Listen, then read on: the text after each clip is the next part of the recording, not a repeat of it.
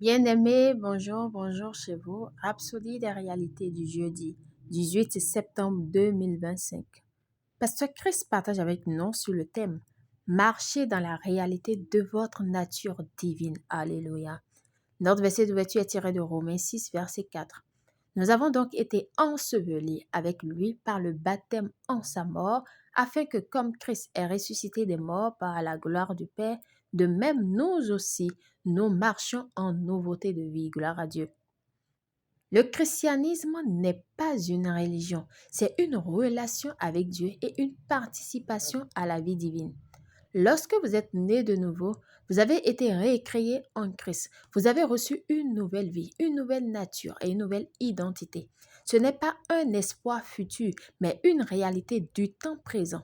Le chrétien n'est pas un pécheur pardonné, mais une nouvelle créature. Si quelqu'un est en Christ, il est une nouvelle créature. Les choses anciennes sont passées. Voici toutes choses sont devenues nouvelles. 2 Corinthiens 5, 17.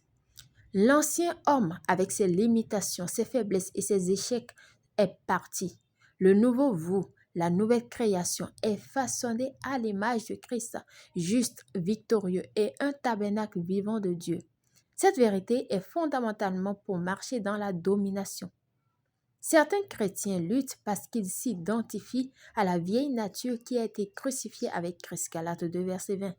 Ils prient comme des mendiants, pensent comme des victimes et parlent de défaite parce qu'ils ne savent pas qui ils sont réellement en Christ. Vous êtes la justice de Dieu en Christ. 2 Corinthiens 5, 21. Vous êtes plus que vainqueurs. Romains 8, 37. Vous avez été bénis avec toutes les bénédictions spirituelles dans les lieux célestes en Christ Jésus. Éphésiens 1, 3. Vous êtes complet en Christ. Colossiens 2, verset 10. Vous venez de Dieu. Votre origine est divine. 1 Jean 4, 4. Ayez cette conscience. Vivez la vie divine. C'est cela le christianisme. C'est une vie de puissance, de gloire et de communion avec l'Esprit. Chaque jour est une opportunité pour vous d'exprimer Christ et de manifester les réalités du royaume. Refusez de vous voir d'un point de vue naturel comme un simple homme. Psaume 82, 6 dit, « J'avais dit, vous êtes des dieux, vous êtes tous fils du Très-Haut. Vous êtes un être divin. Vous avez été emmenés dans la vie et l'immortalité. Marchez dans la réalité de votre nature divine. Comme sa divine puissance nous a donné tout ce qui contribue à la vie et à la piété par la connaissance de celui qui nous a appelés par sa gloire et par sa vertu. » Alléluia. De Pierre 1, verset 3. Confession. Je suis une nouvelle création en Christ Jésus. Je marche dans la justice, la victoire et le but divin. J'ai été emmené dans la vie et l'immortalité. Je manifeste la gloire de Dieu et les réalités du royaume partout. Béni soit Dieu.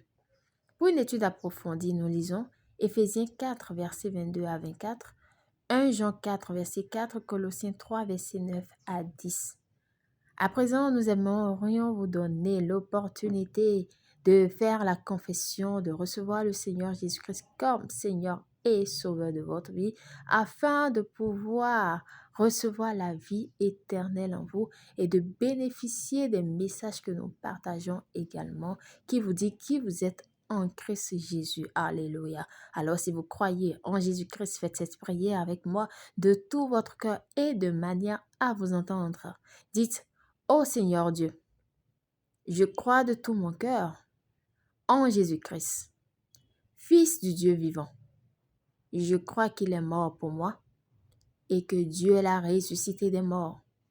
Je crois qu'il est vivant aujourd'hui. Je confesse de ma bouche que Jésus-Christ est le Seigneur de ma vie à partir d'aujourd'hui. Par lui et en son nom, j'ai la vie éternelle. Je suis né de nouveau. Merci Seigneur d'avoir sauvé mon âme. Je suis désormais un enfant de Dieu. Alléluia. Félicitations si vous avez fait cette prière, vous êtes désormais un enfant de Dieu.